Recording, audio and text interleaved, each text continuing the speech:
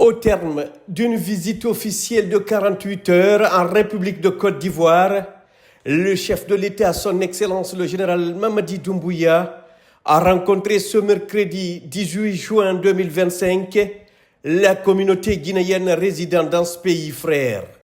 Ce moment d'échange empreint de convivialité et de patriotisme s'est inscrit dans une démarche constante du président de la République.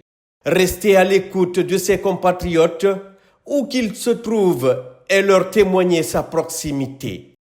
Prenant la parole, l'ambassadeur de la Guinée en Côte d'Ivoire, Alseni Mobasila, s'est réjoui de la visite du président de la République en terre ivoirienne. Il a également mis à profit cette rencontre pour se féliciter de l'excellence des relations entre la Guinée et la Côte d'Ivoire, deux pays liés par l'histoire, la géographie et des liens humains très profonds. La communauté guinéenne de Côte d'Ivoire retient que c'est grâce à vous que nos concitoyens n'est plus obligés d'aller jusqu'à Conakry pour se doter d'un passeport. C'est vous qui avez dit que quand un citoyen de la diaspora est atteint, c'est les 13 millions de Guinéens qui sont atteints. Vous avez mis la diaspora très haut. Encore une fois, merci, Monsieur le Président. Cette rencontre a été ponctuée par la remise symbolique d'un cadeau traditionnel à son Excellence le général Mamadi Doumbouya. La communauté guinéenne vivant en Côte d'Ivoire a chaleureusement remercié le président de la République pour cette audience qui témoigne de son attachement à la diaspora, véritable force vive du développement national.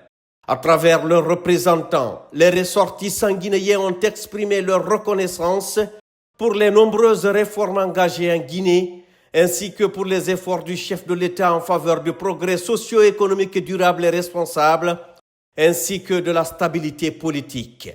Mamadou Djoulde Diallo, secrétaire général du Conseil des Guinéens de Côte d'Ivoire, a notamment salué la relance du mégaprojet Simandou et la mise en œuvre du programme Simandou 2040. En réaffirmant leur soutien indéfectible aux idéaux du CNRD, ils ont exprimé leur volonté de contribuer activement à la dynamique enclenchée par le gouvernement sous le magistère de son Excellence le général Mamadi Doumbouya. C'est avec joie et allégresse que notre peuple établi dans ce pays vous accueille et vous exprime tous sa reconnaissance pour tout ce qui est fait et est en train d'être fait sous votre leadership pour redonner aux Guinéens leur dignité. Les citoyens établis à l'étranger suivent avec admiration, mais aussi avec fierté, tous les changements positifs intervenus depuis le 5 septembre 2021. Vous avez su donner un nouveau visage à notre beau pays que les artistes qualifient aujourd'hui à juste raison de paradis. Notre pays a pris son envol grâce à la vision et au patriotisme d'un homme providentiel nommé Général Mamadi Doumbouya. Excellence, Monsieur le Président de la République, votre volonté de donner à la diaspora toute sa place au sein de la Guinée nouvelle n'est plus à démontrer. Car chaque fois qu'un Guinéen est en difficulté, quelque part à travers le monde, les mesures sont aussitôt prises sous votre propre conduite pour qu'ils puissent être rapatriés dignement. En retour, le ministre des Affaires étrangères, de l'intégration africaine et des Guinéens établis à l'étranger, Dr Maurice Anda Kouyaté, au nom de Monsieur le Président de la République, a salué la contribution de ses compatriotes à l'image de marque de la Guinée à l'étranger et les a encouragés à continuer d'être des ambassadeurs de la paix, de l'unité et du travail bien fait. Il a réitéré la détermination de l'État guinéen à renforcer les mécanismes d'appui à sa diaspora en reconnaissant son rôle crucial dans la construction nationale. Toujours au nom du chef de l'État, le ministre Maurice Anda Kouyaté a remercié la communauté guinéenne pour l'accueil fraternel et très chaleureux qui a été réservé au couple présidentiel de son arrivée à Abidjan le mardi 17 juin 2025. Enfin, il a transmis l'appel solennel du chef de l'État à ses compatriotes. Renforcer la culture du vivre ensemble partout où ils se trouvent et œuvrer collectivement à l'édification d'une Guinée forte, solidaire et résolument tournée vers l'avenir. La plupart d'entre vous ne pouvez plus avoir d'emploi. La plupart d'entre vous ne pouvaient plus voyager. Parce que leur passeport était expiré, ils ne pouvaient pas le prendre. Parce qu'il y avait des erreurs, où il y avait des erreurs qui ont été commises, on ne peut pas dire ça ici. Des milliers de compatriotes étaient bloqués parce qu'ils ne pouvaient plus le voir.